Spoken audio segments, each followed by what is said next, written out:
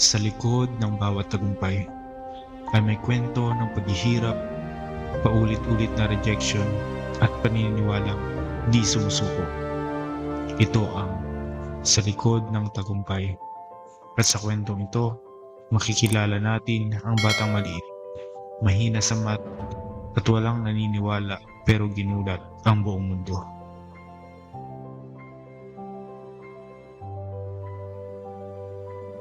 Noong September 10, 1964, ipinanganak sa Hangzhou, China ang isang batang ang tanging puhunan lang ay pangarap at tibay ng loob. Isang batang maliit ang pangangatawan, hindi magaling sa math at madalas asarin dahil wala raw mararating. Pero minsan, ang pinakamaliit na tingnan ng mundo ay sila pala ang may pinakamalaking ambag dito. Bata pa lang si Jack Ma, bagsak na siya sa halos lahat.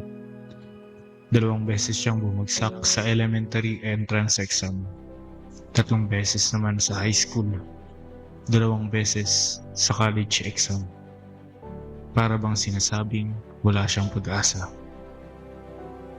Pagkatapos niyang graduate, nag-apply siya sa 30 kumpanya. At ang resulta, 30 job applications, 30 beses din siyang rejected. Nag-apply siya bilang pulis, tinanggihan din siya. Sa KFC, 24 applicants silang nag-apply, 23 ang natanggap, si Jack Ma lang ang hindi. Sa puntong ito, kahit pinakamataas na tao, bibigay, pero si Jack Ma, hindi.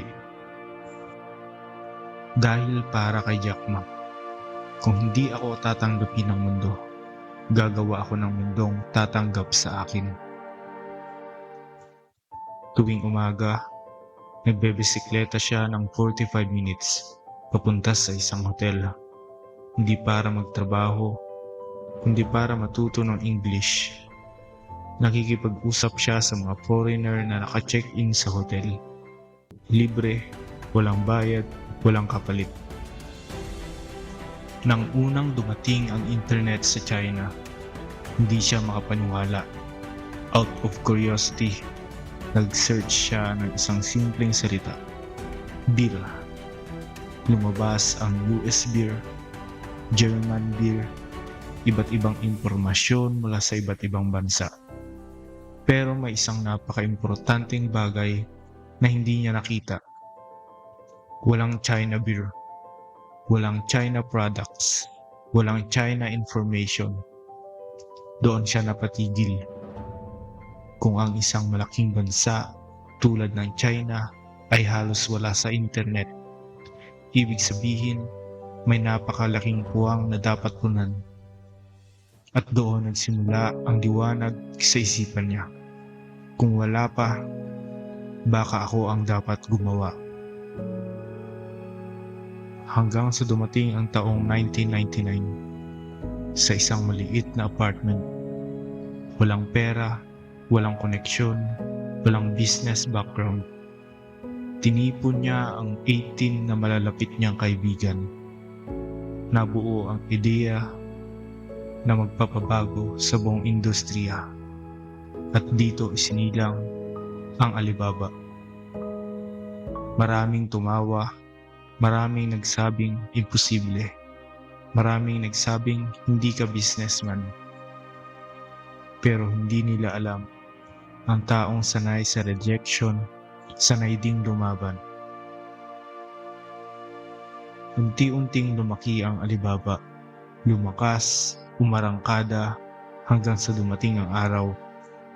Ang lalaking hindi natanggap sa KFC. Nagtatag ng kumpanyang mas malaki pa sa KFC. Naging isa siya sa pinakamayamang tao sa China at isa sa pinakarespetadong entrepreneurs sa mundo. Ngayon, si Jack Ma ay semi-retired. Nakatutok sa education, charity, environmental programs at training ng mga bagong negosyante. Hindi na siya naghahabol ng trabaho. Hindi na siya tinatanggihan. dahil siya na ngayon ang nagbibigay ng oportunidad sa iba. Kung pakiramdam mo, rejected ka, kung paulit-ulit kang nabibigong parang walang pintong nagbubukas, kung minsan naiisip mo, baka wala talaga para sa akin.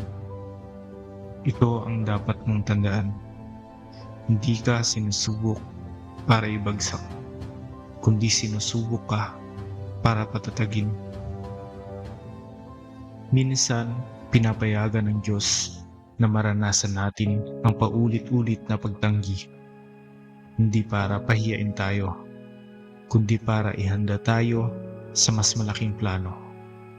Kung hindi tinanggihan si Jack Ma ng 30 beses, hindi niya mabubuksan ang pintong para sa milyon-milyon. Jeremiah 29 verse 11. For I know the plans I have for you, declares the Lord, plans to prosper you and not to harm you, plans to give you hope and a future. Tulad ni Jack Ma, minsan kailangan nating maranasan ang paulit-ulit na pagtanggi upang mas lalo tayong maging matatag. Ang bawat pintong isinasara sa atin ay hakbang patungo sa mas malaking tagumpay. Ang bawat oportunidad na dumarating ay biyaya na ipinaghanda ng Diyos para sa atin. Ito ang Sa Likod ng Tagumpay, mga kwentong nagpapaalala na ang bawat pagtanggi ay pwedeng maging direksyon patungo sa tagumpay. Kung nagustuhan mo ang episode na ito, huwag kalimutang i-like, i-share at mag-subscribe. Dahil sa bawat kwentong ating tatalakayin, may bagong lakas, bagong inspirasyon at bagong pag-asa.